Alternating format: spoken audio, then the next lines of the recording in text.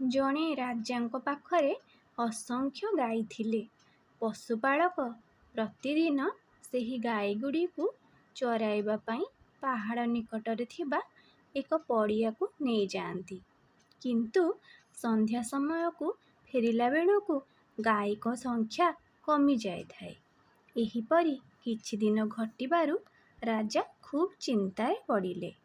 ଅନେକ ପ୍ରକାର ସତର୍କତା ଅବଲମ୍ବନ କଲେ, କିନ୍ତୁ ଗାଈମାନଙ୍କର ଅନ୍ତର୍ଦ୍ଧାନ ବନ୍ଦ ହେଲା ନାହିଁ। ପଶୁପାଳକମାନଙ୍କୁ ଏହାର କାରଣ ପଚାରିଲେ ସେମାନେ ଉତ୍ତର ଦିଅନ୍ତି ଯେ ଆମେ ସର୍ବଦା ସଜାଗ ହୋଇ ପହରା ଦେଉଛୁ। ଗାଈ ନିକଟକୁ କେହି ଆସିବାର ଆମେ ଦେଖୁନାହୁଁ, କିନ୍ତୁ ଗାଈ ସଂଖ୍ୟା କେମିତି କମିଯାଉଛି ତାହା ଆମେ ଜାଣିପାରୁନାହୁଁ। ରାଜା ଅନୁଭବ କଲେ ଯେ ଏହା ପଛରେ ନିଶ୍ଚୟ କିଛି ରହସ୍ୟ ଅଛି। ସେ ନିଜର 3 ପୁତ୍ରଙ୍କୁ ହଜିଯାଇଥିବା ଗାଈମାନଙ୍କୁ ଠାବ କରିବା ନିମନ୍ତେ ଜଙ୍ଗଲକୁ ପଠାଇଲେ। ରାଜକୁମାରମାନେ ଦିନସାରା ବୁଲିବା ପରେ ଶେଷରେ ଏକ କଦାକାର ସ୍ତ୍ରୀ ଲୋକକୁ ଦେଖିବାକୁ ପାଇଲେ। ସେ ସ୍ତ୍ରୀ ଲୋକଟି ସେମାନଙ୍କୁ ପ୍ରଶ୍ନ କଲା, ପିଲାମାନେ କୁଆଡ଼େ ଯାଉଛ? ରାଜକୁମାରମାନେ କହିଲେ, ଆମେ ଯୁଆଡ଼େ ଗଲେ ତୁମର କ'ଣ ଗଲା? ସ୍ତ୍ରୀ ଲୋକଟି ଏହା ଶୁଣି ସେଠାରୁ ଚାଲିଗଲା। ରାଜକୁମାରମାନେ ସେଠାରୁ ଯାଇ ଏକ ଦୁର୍ଗ ପାଖରେ ପହଞ୍ଚିଲେ। ସେହି ଦୁର୍ଗରେ ରାଜାଙ୍କ ଗାଈମାନେ ବନ୍ଧା ହୋଇଥିବାର ସେମାନେ ଦେଖିଲେ। ଭିତରେ ଏକ ବୁଢ଼ୀ ରାକ୍ଷସୀ ଶୋଇଥାଏ। ରାଜକୁମାରମାନଙ୍କୁ ଦେଖି ରାକ୍ଷସୀ ଉଠି ପଡ଼ିଲା। ରାଜକୁମାରମାନେ କହିଲେ, ବୁଢ଼ୀ ମାଉସୀ, ଆମକୁ କିଛି କାମ ଦିଅ।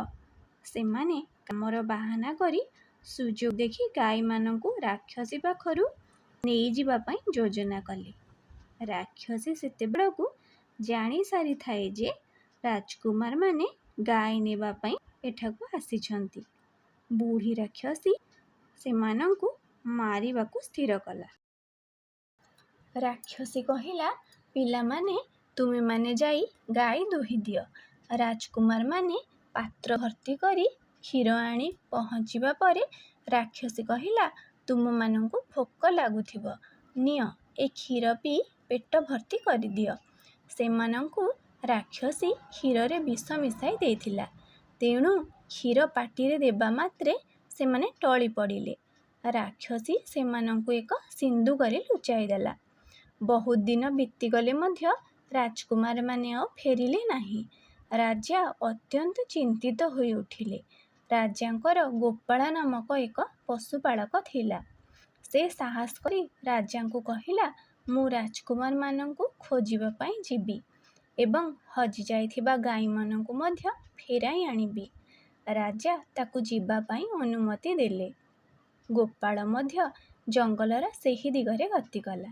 ବାଟରେ ସେହି କଦାକାର ସ୍ତ୍ରୀ ଲୋକ ସହିତ ତାର ଭେଟ ହେଲା। ସ୍ତ୍ରୀ ଲୋକଟି ତାକୁ ପଚାରିଲା, ପୁଅ କୁଆଡ଼େ ଯାଉଛୁ? ଗୋପାଳ ସେ ସ୍ତ୍ରୀ ଲୋକଟି ଉପରେ ଜମା ବିରକ୍ତ ହେଲା ନାହିଁ। ଭାବିଲା କାଳେ ସ୍ତ୍ରୀ ଲୋକଟିକୁ ରାଜକୁମାର କିମ୍ବା ଗାଈ ସମ୍ବନ୍ଧରେ କିଛି ଜଣାଥିବ। ତେଣୁ ସେ ସ୍ତ୍ରୀ ଲୋକଟିକୁ ସବୁ କଥା କହିଲା। ସ୍ତ୍ରୀ ଲୋକଟି କହିଲା, ଆଉ ଅଳ୍ପ ବାଟ ଗଲେ ଏକ ଦୁର୍ଗ ପଡ଼ିବ। ସେଠାରେ ଏକ ରାକ୍ଷସୀ ଥିଲା। ମୋ ଭଉଣୀ ସାହାଯ୍ୟରେ ସେ ରାଜାଙ୍କ ଗାଈ ଚୋରାଉଥିଲା। ତାର ନାମ ପୂର୍ଣ୍ଣ ହେବା ପରେ ମୋ ଭଉଣୀକୁ ସେ ମାରି ଦେଇଛି। ରାଜକୁମାରମାନଙ୍କୁ ମଧ୍ୟ ସେ ମାରି ଦେଇଥିବ। ସ୍ତ୍ରୀ ଲୋକଟି କହିଲା ଯେ ରାକ୍ଷସୀ ବୁଢ଼ୀ ହୋଇଯାଇଥିବାରୁ ନିଜ କ୍ଷୁଧା ମେଣ୍ଟାଇବା ପାଇଁ ଅସମର୍ଥ। ମୋ ଭଉଣୀ ମନ୍ତ୍ରତନ୍ତ୍ର ଜାଣିଥିଲା। ରାକ୍ଷସୀ ମୋ ଭଉଣୀ ସହିତ ବନ୍ଧୁତା ସ୍ଥାପନ କଲା। ତାକୁ ଅଧା ଗାଈ ଦେବ ବୋଲି କହି ଏହି କାମ କରାଇଲା। କିନ୍ତୁ କାମ ହାସଲ ହେବା ପରେ ସେ ମୋ ଭଉଣୀକୁ ହତ୍ୟା କଲା। ମୁଁ ମୋ ଭଉଣୀ ହତ୍ୟାର ପ୍ରତିଶୋଧ ନେବାକୁ ଚାହେଁ।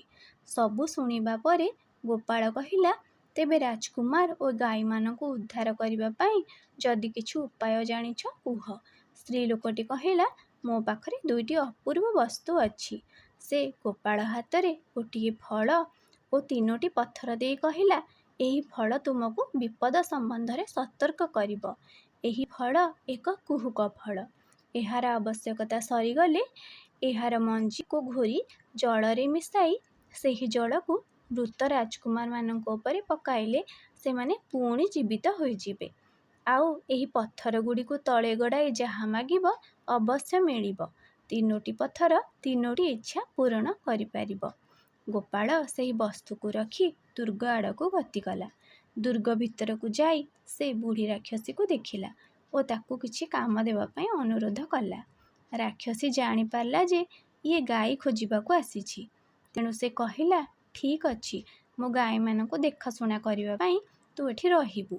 ତାପରେ ଭିତରକୁ ଯାଇ କ୍ଷୀର ଭର୍ତ୍ତି ପାତ୍ର ଆଣି ଅତି ସ୍ନେହରେ ପିଇବା ପାଇଁ ଦେଲା। କୁହୁକ ଫଳ ଗୋପାଳକୁ ସାବଧାନ କରାଇଦେଲା, ଏଥିରେ ବିଷ ଅଛି, ଏହାକୁ ଆଦୌ ପିଅ ନାହିଁ। ରାକ୍ଷସୀ ଜାଣି ନ ପାରିବା ଭଳି ଗୋପାଳ କ୍ଷୀର ସବୁ ବାହାରକୁ ଫିଙ୍ଗିଦେଲା। କିଛି ସମୟ ପରେ ଗୋପାଳକୁ ଜୀବିତ ଦେଖି ରାକ୍ଷସୀ ଆଶ୍ଚର୍ଯ୍ୟ ହୋଇଗଲା। ରାକ୍ଷସୀ ଅତି ସ୍ନେହରେ ଗୋପାଳକୁ କହିଲା, ଏଠାରେ ଖଟ ଅଛି, ବହୁତ ହାଲିଆ ହୋଇ ଆସିଛୁ, ଯା ଶୋଇପଡ଼ିବୁ। କୁହୁକ ଫଳ ପୁଣି ସତର୍କ କରି କହିଲା, ଜମା ଶୁଅ ନାହିଁ, ତଳେ ବଡ଼ ଖାଲ ଅଛି, ପଡ଼ିଯିବ। ରାକ୍ଷସୀ ସେଠାରୁ ଚାଲିଯିବା ପରେ ଗୋପାଳ ଖଟ ଉଠାଇ ଦେଖେ ତ କଣ୍ଟା ଝଣ୍ଟା ଭର୍ତ୍ତି ଏକ ବିରାଟ ଖାଲ ସେଠାରେ ଅଛି। ଦ୍ୱିତୀୟ ଥର ପାଇଁ ମୃତ୍ୟୁ ମୁଖରୁ ବଞ୍ଚି ଯାଇଥିବାରୁ ଗୋପାଳ ଭଗବାନଙ୍କୁ ପ୍ରଣାମ ଜଣାଇଲା। ଗୋପାଳ ରାଜକୁମାରମାନଙ୍କୁ ଦୁର୍ଗ ଭିତରେ ଖୋଜିଲା। ଶେଷରେ ଏକ ସିନ୍ଦୁକ ଭିତରେ ମୃତ ରାଜକୁମାରମାନଙ୍କର ଶବ ଦେଖିଲା। ଫଳରୁ ମଞ୍ଜି ବାହାର କଲା, ସେହି ମଞ୍ଜିକୁ ପାଣିରେ ଘୋରି ରାଜକୁମାରମାନଙ୍କ ଉପରକୁ ଛିଞ୍ଚିଲା। ରାଜକୁମାରମାନେ ପୁଣି ଜୀବିତ ହୋଇଗଲେ। ସେମାନେ ଗୋପାଳଠାରୁ ସବୁ କଥା ଶୁଣିଲେ। ତାପରେ 4 ଜଣ ଯାକ ଗୋଶାଳା ଭିତରେ ପ୍ରବେଶ କଲେ। ଗାଈମାନଙ୍କୁ ଫିଟାଇ ଦୁର୍ଗ ବାହାରକୁ ନେଇ ଆସିଲେ। ଏଥିମଧ୍ୟରେ ରାକ୍ଷସୀ ନିଦରୁ ଉଠି ପଡ଼ିଲା। ତାକୁ ସନ୍ଦେହ ଲାଗିବାରୁ ସେ ପ୍ରଥମେ ପଶୁଶାଳାକୁ ଗଲା। ଦେଖିଲା ଗାଈମାନେ ନାହାନ୍ତି। ସେ ଜାଣିପାରିଲା ଯେ ଏସବୁ ଗୋପାଳର କାମ। ସେ ଚିତ୍କାର କରି ଦୁର୍ଗ ବାହାରକୁ ଧାଇଁଲା। ରାଜକୁମାର ଓ ଗୋପାଳ ରାକ୍ଷସୀର ବିକଟାଳ ରଡ଼ି ଶୁଣିବାକୁ ପାଇଲେ। ଲମ୍ବା ଲମ୍ବା ପାଦ ପକାଇ ତାଙ୍କ ଆଡ଼କୁ ରାକ୍ଷସୀକୁ ମାଡ଼ି ଆସୁଥିବାର ଦେଖି ଗୋପାଳର ହଠାତ୍ ସେ ପଥର 3ଟି କଥା ମନେ ପଡ଼ିଗଲା। ସେଥିରୁ ଗୋଟିଏ ପଥର ଫିଙ୍ଗି ଦେଇ ସେ କହିଲା, ଏକ କଣ୍ଟାର ଘେର ହୋଇଯାଉ। ଚାହୁଁ ଚାହୁଁ କଣ୍ଟାର ଘେର ଭିତରେ ରାକ୍ଷସୀଟି ପଡ଼ିଗଲା। ମାତ୍ର ଅତି କଷ୍ଟରେ ସେଥିରୁ ମୁକୁଳି ସେ ପୁଣି ସେମାନଙ୍କୁ ଗୋଡ଼ାଇଲା। ଗୋପାଳ ଆଉ ଏକ ପଥର ଫିଙ୍ଗିଦେଲା। ଏଥରକ ସେ ବୁଢ଼ୀ ରାକ୍ଷସୀ ନିଆଁ ଘେରରେ ପଡ଼ିଗଲା। ନିଆଁ ଲିଭିଯିବା ପରେ ରାକ୍ଷସୀ ପୁଣି ସେମାନଙ୍କ ପିଛା କଲା। ଏଥର ଗୋପାଳ 3ୟ ପଥରଟି ଫିଙ୍ଗିଦେଲା।